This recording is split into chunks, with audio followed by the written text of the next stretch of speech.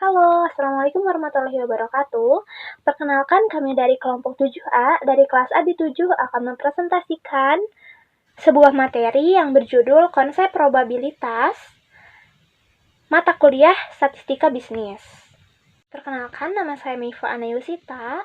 Perkenalkan, nama saya Rizkia Samaulia dengan NIM 209231335. Perkenalkan, nama saya Dwi Julianti Pratiwi dengan NIM 209231147. Perkenalkan, nama saya Lisna Sulistiawati dengan NIM 209231440.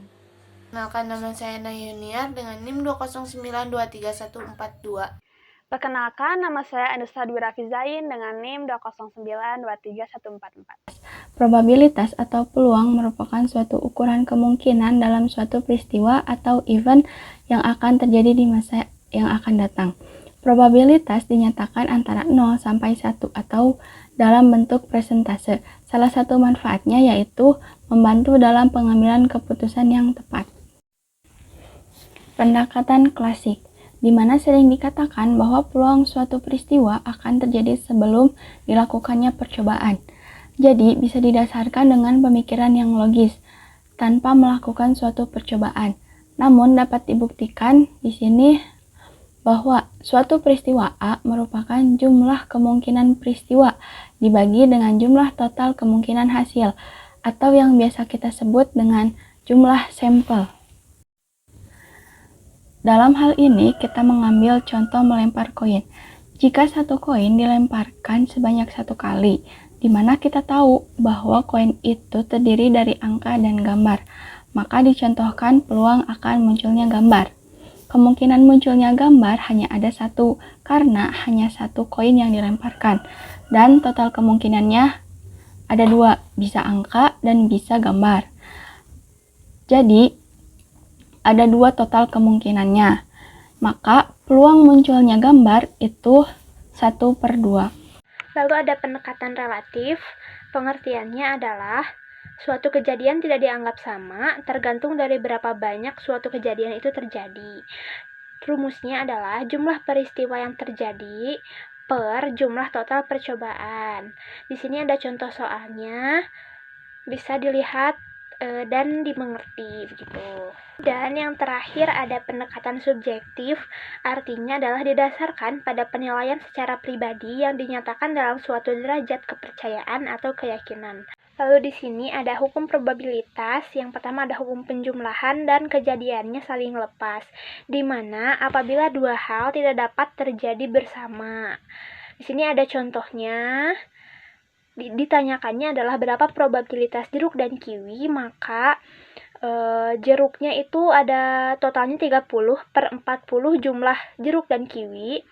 Lalu ada ditambah 10/40, di mana 10-nya adalah kiwi, jumlah kiwi, dan 40-nya jumlah semua buah. Sama dengan probabilitasnya adalah 1. Begitupun untuk mencari yang baik atau buah yang busuk. Ada juga hukum probabilitas penjumlahan yang kejadiannya bersama. Kalau tadi kejadiannya saling lepas, kalau ini bersama, di mana dua hal dapat terjadi secara bersamaan. Rumusnya di sini adalah P A atau B sama dengan P dikali A ditambah P dikali B dikurang P dikali A kali B, begitu. Dan di sini bisa dilihat juga caranya hampir sama dan emang sama kayak yang sebelumnya. Cuma di sini bedanya itu ada di pengurangan di yang terakhirnya. Karena dua hal itu terjadinya bersama. Ada juga di sini hukum probabilitas. Kalau tadi penjumlahan, sekarang perkalian. Perkalian yang pertama ada kejadian bebas, di mana terjadinya suatu peristiwa tidak memengaruhi probabilitas peristiwa lainnya. Rumusnya adalah P, A, dan B sama dengan P dikali A dikali P kali B. Di sini ada contohnya, dalam pelemparan uang logam sebanyak 2 kali, berapa peluang kedua lemparan tersebut menghasilkan gambar? Di sini bisa dilihat yang gambarnya 1/2 karena logam itu ada 2 sisi, begitupun angka 1/2. Di sini 1/2 dikali 1/2 sama dengan 1/4. Jadi peluangnya adalah 1/4 atau 0,25. Lalu ada hukum perkalian di kejadian bersyarat, di mana probabilitas suatu peristiwa akan terjadi dengan ketentuan peristiwa lain yang telah terjadi. Rumusnya P, B, A sama dengan P dikali A dikali B per P dikali A. Di sini ada contohnya, bisa dilihat. Yang masih sama, kita masih menghitung peluang. Pengambilan kedua dapat warna merah jika pengambilan pertama sudah warna merah. Di situ ada rumusnya, bisa dilihat, dan hasilnya adalah 7/19 atau desimalnya adalah 0,37.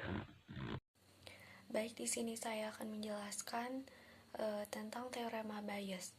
Diambil dari nama penemu teorema Bayes, yaitu Reverend Thomas Bayes pada tahun 1702 sampai 1761. Thomas Bayes mengembangkan teori menghitung probabilitas tentang sebab-sebab terjadinya suatu kejadian berdasarkan pengaruh yang dapat diperoleh sebagai hasil observasi. Tujuannya untuk membuat keputusan yang mengandung ketidakpastian.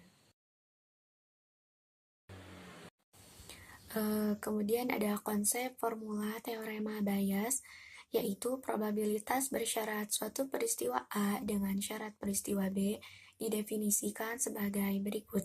Probabilitas A bersyarat B sama dengan probabilitas A beririsan B dibagi probabilitas B dengan syarat probabilitas B lebih besar dari 0, atau probabilitas dalam kurung B bersyarat A sama dengan probabilitas B beririsan A dibagi probabilitas A dengan syarat probabilitas A lebih besar daripada 0. Nah, untuk contohnya itu ada di tulisan yang berlatar warna kuning, dan di bawah itu ada penjelasannya. Untuk yang A itu nomor uang pengambilan kedua habis dibagi 4, hasilnya yaitu 12, dan yang B itu nomor uang pengembalian pertama habis dibagi 8, hasilnya 6. Kemudian probabilitas B sama dengan 6/50. Di bawahnya ada probabilitas A beririsan B sama dengan 6/50 dikali 11/49. 11 ini adalah nomor uang pengembalian kedua habis dibagi 4, yaitu 12 dikurangi 1, yaitu 11. Dan untuk 49 itu yang banyaknya 50 lembar dikurangi 1, yaitu 49. Kemudian kita kalikan 6/50 dikali 11/49, yang hasilnya 33/1225. 33/1225 ini sudah disederhanakan. Kemudian probabilitas A beririsan B sama dengan probabilitas A beririsan B dibagi probabilitas B, yaitu 33/1225 dibagi 6/50, yang hasilnya 11/49. Kemudian ada prinsip menghitung. Yang pertama itu ada faktorial. Faktorial yaitu berapa banyak cara yang mungkin dalam mengatur sesuatu dalam kelompok. Nah, untuk contoh soalnya bisa dibaca. Kemudian di bawahnya ini ada penyelesaiannya, yaitu 5 faktorial, 5 dikali 4 dikali 3 dikali 2 dikali 1, yang hasilnya 120, atau hasilnya itu ada 120 cara. Kemudian yang kedua ada permutasi. Permutasi adalah sejumlah kemungkinan susunan jika terdapat satu kelompok objek ataupun cara menyusun elemen-elemen dari suatu himpunan secara berurutan. Rumusnya adalah N PR sama dengan N faktorial dibagi dalam kurung N kurang R faktorial. Contoh soalnya adalah ada berapa susunan yang mungkin dari 3 bank yang ada apabila tiap susunan terdiri atas 2 bank. Jawabannya NPR sama dengan N faktorial dibagi dalam kurung N kurang R faktorial sama dengan 3P2 sama dengan 3 faktorial dibagi 3 kurang 2 faktorial sama dengan 3 kali 2 kali 1 dibagi 1 sama dengan 6. Yang ketiga ada kombinasi. Kombinasi adalah beberapa cara yang diambil dari keseluruhan objek tanpa memperhatikan urutannya, ataupun cara memilih elemen-elemen dari suatu himpunan tanpa memperhatikan urutannya, karena dalam kombinasi urutan elemen tidak penting. Rumusnya adalah NCR sama dengan N faktorial dibagi R faktorial dalam kurung N kurang R faktorial. Apa sih distribusi probabilitas? Distribusi probabilitas adalah sebuah susunan distribusi yang mempermudah mengetahui probabilitas sebuah peristiwa. Distribusi probabilitas juga merupakan hasil dari setiap peluang peristiwa. Distribusi probabilitas dibagi menjadi dua, yaitu yang pertama distribusi probabilitas diskret, yang berisi distribusi binomial, distribusi multimonial, distribusi hipergeometrik, distribusi Poisson. Dan yang kedua ada distribusi probabilitas kontinu, yang berisi distribusi normal, distribusi gamma, distribusi chi-square, distribusi T, dan distribusi F. Distribusi probabilitas binomial. Banyaknya sukses X dalam N usaha suatu percobaan binomial disebut variabel acak binomial. Distribusi probabilitas dari variabel acak binomial disebut distribusi binomial. Setiap percobaan menghasilkan dua kejadian. Misal, kelahiran anak, laki-laki dan perempuan, transaksi saham, jual dan beli, perkembangan suku bunga, naik, turun, dan lain-lain. Dan rumus berikut ini, PR, nilai probabilitas binomial, P, probabilitas sukses suatu kejadian dalam setiap percobaan, R, banyaknya peristiwa sukses suatu kejadian untuk keseluruhan percobaan, N, jumlah totalitas percobaan, Q, probabilitas gagal suatu kejadian yang diperoleh dari Q kurangi 1 kurangi Q. Berikut ini adalah contoh distribusi binomial. PT MJF mengirim buah melon ke Carrefour. Buah yang dikirim 90% diterima dan sisanya ditolak. Setiap hari 15 buah dikirim ke Carrefour. Pertanyaannya, A. Berapa probabilitas 15 buah yang diterima? Dan B. Berapa probabilitas 13 buah yang diterima? Dan berikut ini adalah jawabannya. Nah, untuk distribusi hipergeometrik,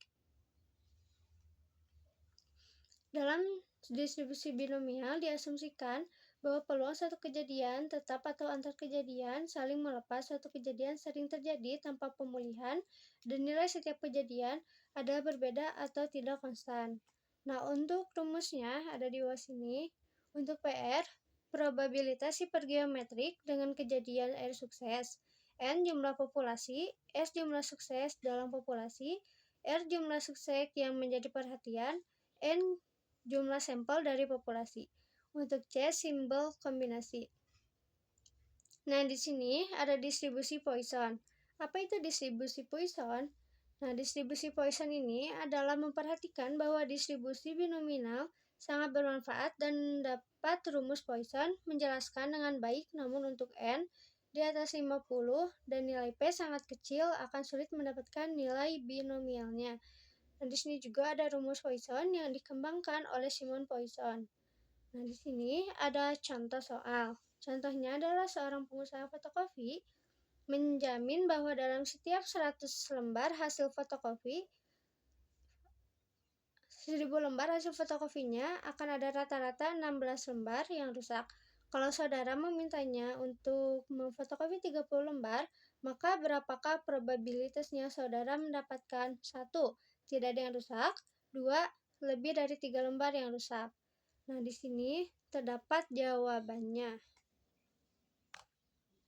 Karena dari tadi kita udah ngejelasin nih probabilitas itu apa, lalu teori-teorinya, hukum-hukumnya, dan banyak lagi, maka kita di sini akan membuat pertanyaan untuk kalian yang berkenan menjawab.